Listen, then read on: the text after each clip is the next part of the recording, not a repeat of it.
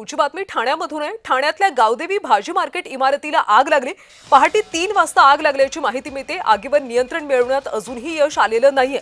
आग विझवण्याचे शर्थीचे प्रयत्न सुरू करण्यात आले।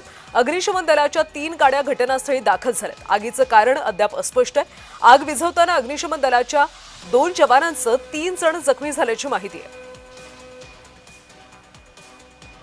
गावदेवी भाजी मार्केट इमारतीला भीषण आग लागली। आग विझवण्याचे शर्थीचे प्रयत्न सध्या केले जातात।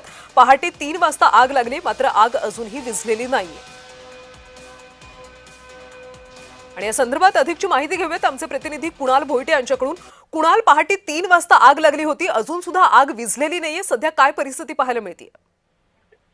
नक्कीच कल्याणी, एकंदरीत पाहायचं झालं तर गावदेवी मार्केट हा मोठा परिसर आहे। या ठिकाणी अचानक पहाटे 3 वाजता आग लागली होती आणि ही आग इतकी भीषण आहे की अद्याप अग्निशमन दलाच्या 3 गाड्या पोहोचून देखील ही आग जी आहे ती आटोक्यात आणली गेलेली नाहीये।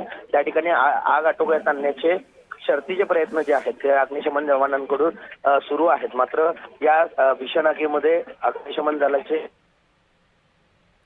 कर्मचारी यांचा मृत्यू झाल्याची प्राथमिक माहिती जी आहे ती समोर येते आणि एक कर्मचारी जखमी असल्याचं समजतं। त्यामुळे आग कधीपर्यंत आटोक्यात येईल हे पाहणं महत्त्वाचं आहे। कुणाल, आग नेमकी कशामुळे लागली होती आणि आतापर्यंत नेमकं काय काय नुकसान झालंय?